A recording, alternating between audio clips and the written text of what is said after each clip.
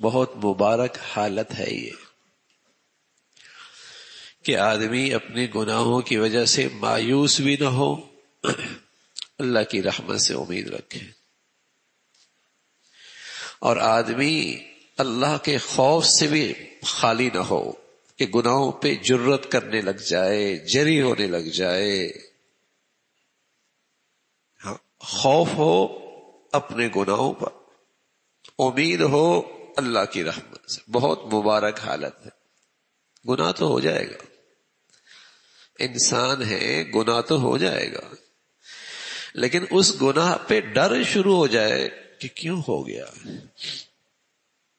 گناہ پر اللہ کی پکڑ ہو جائے گی۔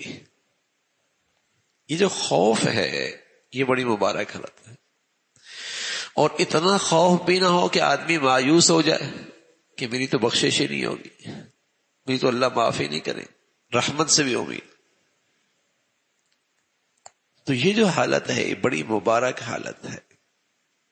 آپ علیہ الصلوۃ والسلام نے فرمایا اگر تمہاری یہ حالت ہے کہ تمہیں اللہ کی رحمت سے امید ہے اور اپنے گناہوں کی وجہ سے سزا کا اور اللہ کی پکڑ کا ڈر بھی ہے، تو اللہ اس سے تمہیں ضرور محفوظ رکھیں گے جس سے تمہیں ڈر لگ رہا ہے، اور اللہ تمہیں اپنی رحمت سے بھی نوازیں گے۔ حضرات محدثین نے فرمایا کہ زندگی کی حالت میں جب صحت ہو، قوا مضبوط ہو، صحت ہو، قوا مضبوط ہو، طاقت ہو، صحت ہو، تو اس وقت خوف غالب رہنا چاہیے، خوف غالب رہنا چاہیے۔ اور جب آدمی بڑھاپے میں چلا جائے، اعصاب کمزور ہو جائیں، اعمال اتنے نہیں کر پاتا، یا بیماری کی آخر حالت میں ہو، تو وہاں امید غالب ہونی چاہیے۔ اللہ کے نبی کے احادیث کو سامنے رکھ کر حضرات محدثین نے لکھا کہ عام حالت میں آدمی میں خوف غالب ہو، اپنے گناہوں کی وجہ سے، اللہ کی پکڑ کی وجہ سے خوف غالب ہو، تاکہ یہ چیز اسے گناہوں سے روک دے۔ اور بڑھاپے میں جب اعصاب اور قوا کمزور ہو جائیں یا زندگی کی آخری لمحات ہو، تو وہاں امید غالب آ جائے کہ اب تو عمل کر نہیں سکتا، اللہ کی رحمت سے امید ہے معاف کر دیں۔ لیکن شیطان کیا کرتا ہے، آخری لمحوں میں مایوس کر دیتا ہے، اب تیرا کیا بنے گا، اب تیرا کیا ہوگا، اب تو مارا گیا۔ اور جب تک صحت اور قوت ہوتی ہے تو شیطان دھوکہ دیتا ہے، اللہ بڑا رحیم ہے، اللہ بڑا مہربان ہے، اور گناہوں پہ جرت کرتا رہتا ہے۔ یہ نادان آدمی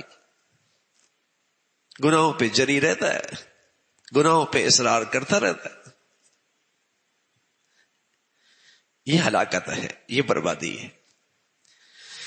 تو یہ خوف اور امید بڑی مبارک حالات ہیں۔ تتجافى جنوبهم عن المضاجع يدعون ربهم خوفا وطمعا، یہ اللہ کے نیک بندے ہیں، رات کو ان کے پہلو بستروں سے الگ رہتے، اللہ کے سامنے قیام میں، رکوع میں، سجدے میں، گڑ گڑانے میں گزرتے ہیں۔ تتجافى جنوبهم عن المضاجع يدعون ربهم، اپنے رب کو بلاتے ہیں رات کو تہجد میں۔ لیکن کیا مطلب، اپنی عبادت پہ مطمئن نہ خوفاً، خوف، اتنی زبردست عبادت اور ایسی مبارک گھڑی میں عبادت نصیب ہوئی، ایسے مبارک ساعات نصیب ہوئے، لیکن دل خوف سے خالی نہیں ہے، خوف وطمع، ہاں اللہ کی رحمت کی طمع اور امید بھی۔ یہ ان مبارک ہستیوں کا تذکرہ ہے جو اللہ کے وہ مقبول بندے ہیں جنہیں رات کے تہجد اور رات کی مبارک گھڑیاں نصیب ہوتی ہیں، ان کی اللہ کریم تعریف فرماتا۔ تتجافى جنوبهم عن المضاجع يدعون ربهم خوفا وطمعا۔ تو کتنا بھی بڑا نیک آدمی ہو جائے، اس کی نیکی قبول ہو جائے اور وہ نیکی کے صحیح راستے پہ چل رہا ہے، اس کی ایک بڑی علامت ہے کہ اس کا دل خوف سے خالی نہ ہو، خوف خدا ہو،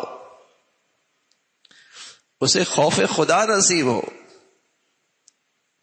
اس خوف خدا کی برکت یہ ہوتی ہے کہ بڑی سے بڑی نیکی کی بھی توفیق مل جائے نا تو آدمی نیکی کی وجہ سے بھی غرور میں مبتلا نہیں ہوتا. آدمی نیکی کی وجہ سے بھی مغرور نہیں ہوتا. آدمی اس نیکی کی وجہ سے بھی دوسروں کو حقیر نہیں جانتا. یہ خوف عزیز ہے، اور یہی کسی بڑی سے بڑی نیکی کی قبولیت کی نشانی ہے. اس لیے اللہ کے نبی نماز پڑھتے تھے، اور نماز آپ کی نماز کیسے ہوگی؟ ساری امت کی نماز ایک طرف، آپ کی نماز ایک طرف، سب پہ بھاری. لیکن اب جب آپ نماز سے فارغ ہوتے تو سب سے پہلے کہتے اللہ اکبر، استغفر اللہ، استغفر اللہ، استغفر اللہ، معاف فرما دے، اللہ معاف فرما دے، اللہ معاف فرما دے. اللہ اکبر، ایسی بڑھیا نماز، اور وہ اللہ کے نبی کی نماز. لیکن اس کے بعد کہتے استغفر اللہ، استغفر اللہ، استغفر اللہ. یہ اللہ کے نبی کی سنت ہے. یہ کیا ہے؟ امت کو سبق دیا کہ بڑی سے بڑی نیک آدمی بھی اس کی نیکی کی قبولیت کیا ہے کہ اس کا دل خوف خدا سے خالی نہ ہو. خوف تو یہ بڑی مبارک حالت ہے کہ اتنا خوف ہو جو مجھے اللہ کی نافرمانی سے روک دے، اور مجھے اللہ کی رحمت سے اتنی امید ہو کہ میں کبھی بھی اس کی رحمت سے مایوس نہ ہوں، اور اس سے مانگتا چلا جاؤں، اس سے معافی مانگتا چلا جاؤں، اس سے استغفار کرتا چلا جاؤں. مبارک حالت ہے. اللہ تعالیٰ بھائی یہ ایمانی صفات ہمیں بھی نصیب فرمائے.